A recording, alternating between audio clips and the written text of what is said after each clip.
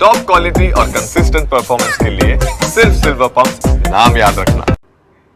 વાત વડોદરાની કરીએ। ગંભીરા બ્રિજ તૂટ્યા બાદ તંત્રએ તકેદારી લીધી છે। માર્ગ મકાન વિભાગે બ્રિજ પર દિવાલ ચણીને રસ્તો બંધ કર્યો છે। બ્રિજ પરથી વાહનોની અવરજવર ન થાય તે માટે બ્લોક કરવામાં આવ્યો છે। બ્રિજના છેડે ઈંટોની પાકી દિવાલ બનાવીને રસ્તો બંધ કરાયો છે। સ્થાનિકોને પણ આ બ્રિજની નજીક નહીં જવા માટે અપીલ કરવામાં આવી છે। મહત્વનું છે, ગંભીરા બ્રિજ દુર્ઘટનાને 5 દિવસ વીતી ગયા છે, ત્યારે તંત્રએ રસ્તો બંધ કરીને તેના સમારકામ માટે કામગીરી હાથ ધરી છે।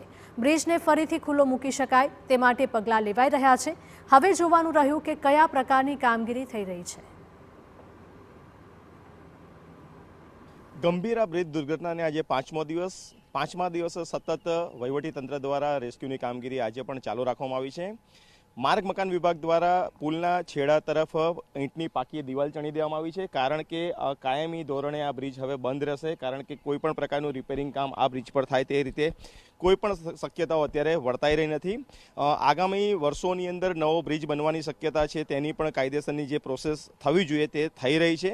તેથી આ બ્રિજ ક્યારે ચાલુ કરી શકાય તેવી સ્થિતિ નથી, અને તેના જ કારણે હવે ભવિષ્યમાં કોઈ પણ વાહન ચાલકો અહીંયા બ્રિજની ઉપર ન પહોંચી જાય તે માટે માર્ગ મકાન વિભાગ દ્વારા પાક્કી દિવાલ ચણી દેવામાં આવી છે, અને જે રેસ્ક્યુની કામગીરી છે તે પણ વહીવટીતંત્ર દ્વારા કરવામાં આવી રહી છે।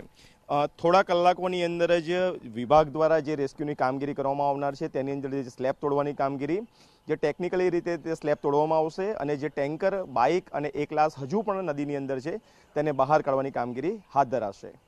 કેમેરા પર્સન ઇમરાન શેખ સાથે ધર્મેન્દ્ર કપાસી, TV9 વડોદરા।